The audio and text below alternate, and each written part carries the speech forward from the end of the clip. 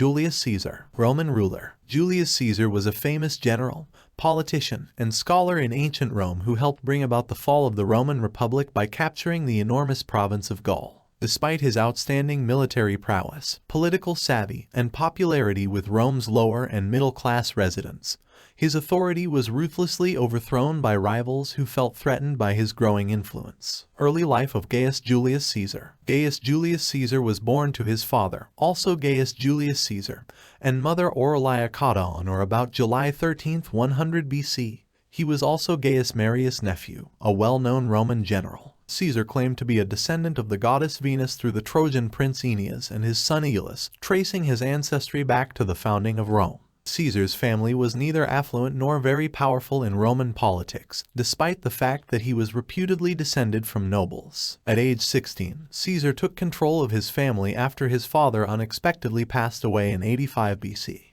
He did so in the midst of a civil war raging between his uncle Marius and the Roman Emperor Lucius Cornelius Sulla. He wed Cornelia, the ally of Marius' daughter, in 84 BC. Julia, a girl, was the only child that Caesar and Cornelia had. Sulla, who had triumphed in the civil war in 82 BC, commanded Caesar to divorce Cornelia. Caesar resisted and hid himself. Caesar's relatives stepped in and persuaded Sulla to spare his life. However, Sulla took away his inheritance. Despite the delay, Caesar left Rome, enlisted in the army, and in 80 BC, during the siege of Mytilene, won the famous civic crown for his valor. Caesar returned to Rome after Sulla's death in 78 BC, and rose to prominence as a successful prosecutor who was renowned for his oratory abilities. Pirates capture Caesar. Murderous pirates captured Caesar in 75 BC, as he traveled across the Aegean Sea to Rhodes to study philosophy and oratory. According to reports, rather than acting as the pirates' captive, Caesar behaved more like a tyrannical boss. The pirates released him after receiving his ransom money. Caesar, however, commissioned a private navy to find them and executed the pirates as punishment for their misdeeds. Political rise. Caesar immediately got serious about his political career. In 69 BC, the same year that his wife Cornelia passed away,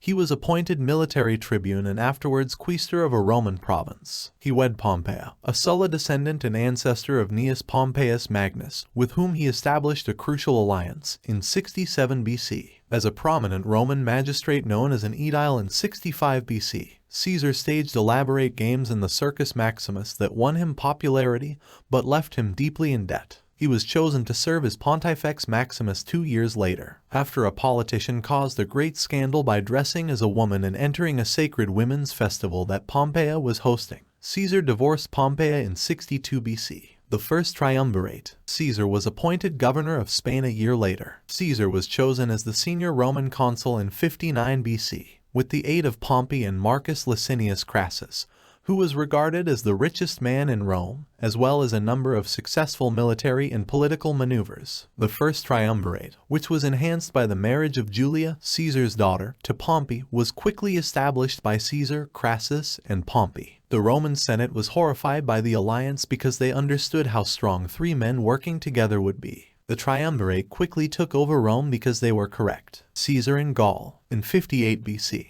Caesar was chosen to lead a sizable army as the governor of the wide area of Gaul. Caesar gained a reputation as a powerful and ruthless military leader by leading a number of spectacular wars to conquer and secure the area during the later Gallic Wars. Caesar crossed the English Channel into Britain and constructed a bridge across the Rhine River into Germanic lands. The relationship between Pompey and Crassus was already tense, but his significant victories in the area made Pompey dislike him. Caesar's conquest of Gaul made Rome's political climate more tumultuous, with Pompey serving as the city's sole consul. After Crassus and Julia, Pompey's wife and Caesar's daughter, died in 54 BC and 53 BC, respectively, Pompey sided with Caesar's adversaries and gave the order for him to surrender his army and go back to Rome. In a brave and decisive move, Caesar refused and ordered his army to cross the Rubicon River into Italy, sparking a civil war between Pompey's supporters and those of Caesar. Pompey was chased by Caesar and his army across Spain,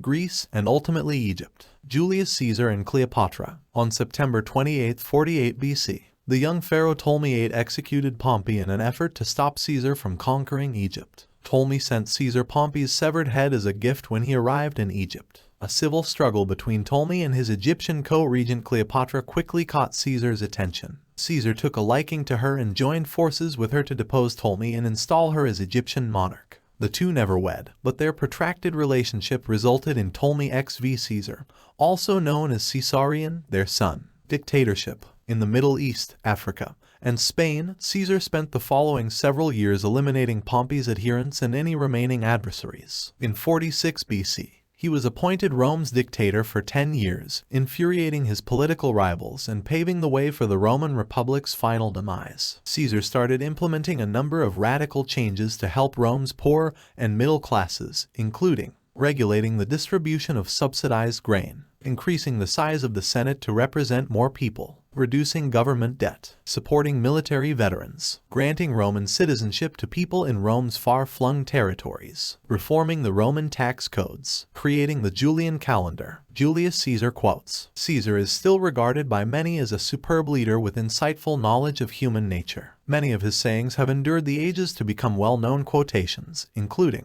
'I came, I saw, I conquered.' Caesar's wife must be above suspicion. The die has been cast. If I fail, it is only because I have too much pride and ambition. In the end, it is impossible to become what others believe you are. As a rule, men worry more about what they can't see than about what they can. No one is so brave that he is not disturbed by something unexpected. The evil that men do lives after them. The good is oft interred with their bones. There are no tricks in plain and simple faith, which death is preferable to every other. The unexpected, assassination. In 44 BC, Caesar proclaimed himself tyrant for life. However, many Roman politicians opposed his crusade for total dominance. A group of senators planned to kill him because they were worried he might become king. The senators, led by Gaius Cassius Longinus, Decimus Junius Brutus Albinus, and Marcus Junius Brutus, stabbed Caesar 23 times on the Ides of March, putting an end to both his rule and his life as he bled into the Senate floor at the feet of a statue of Pompey. Caesar's death at age 55 turned him into a martyr and sparked a series of civil wars that led to the fall of the Roman Republic and the ascension to power of his grand-nephew and heir Gaius Octavius, who would eventually become known as Augustus Caesar. Play, The Tragedy of Julius Caesar, a drama based on Julius Caesar's life. The Tragedy of Julius Caesar was written by William Shakespeare in 1599. It relates the tale of a Roman senator named Brutus who conspires to kill Caesar in 44 BC. Caesar's horrific murder and its aftermath are also depicted. Thought to have had its debut in 1599 at the Globe Theatre in London, the play continues to enthrall audiences today and has served as an inspiration for songs, novels, films, television shows, and even comedic acts. It has also offered a number of well-known quotations, all credited to Shakespeare rather than Caesar, like, "Et tu, Brute, friends, Romans, countrymen, lend me your ears. The fault, dear Brutus, is not in our stars but in ourselves. Beware the Ides of March. Death, a necessary end, will come when it will come."